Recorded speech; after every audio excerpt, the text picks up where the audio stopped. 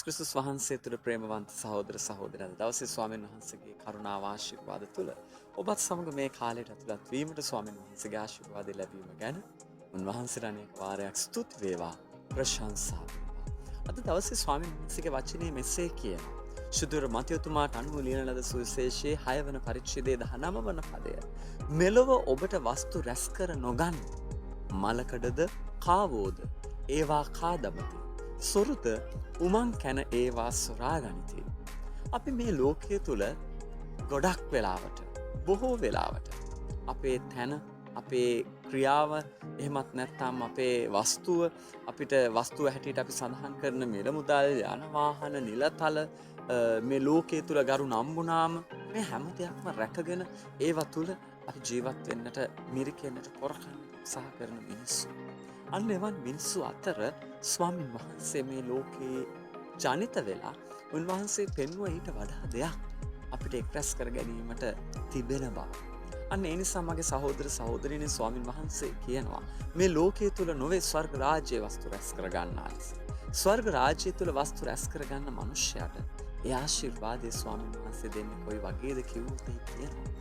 ඒවා හොරකම් කරන්නවත්, ඒවා මලකඩ කන්නවත්, ඒවා කාව විසින් කාලා දමන්නවත් මේ කිසිම දෙයකට පුළුවන් කමක් නැති බව. හැබැයි මේ ලෝකයේ තියෙන හැම දෙයක්ම එවැනි දේවල් විසින් මලකඩ කාව එහෙමත් නැත්නම් සොරු වැනි අය විසින් ඒවා අපිට අහිමි කරන දේවල් නෙවෙයි.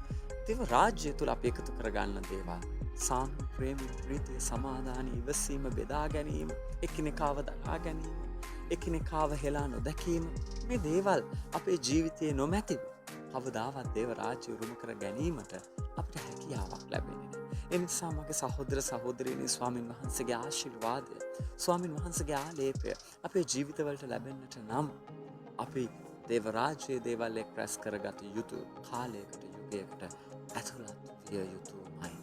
අන්න ඒ නිසා ඒ ආශිර්වාදය තුළ ඒ බලය ඒ මහිමේ මඟ පෙන්වීම තුළ අපේම ජීවිතය යහපත් ලෙස හසුරුවා ගන්නට ස්වාමින් වහන්සේ අපිට දුන්නේ මේ අවස්ථාව අද දවසේ අපි පාවිච්චි කරලා ජීවිතයට අරුතක් ඇතිව ගමන් කරන්නට උත්සාහ කරමු.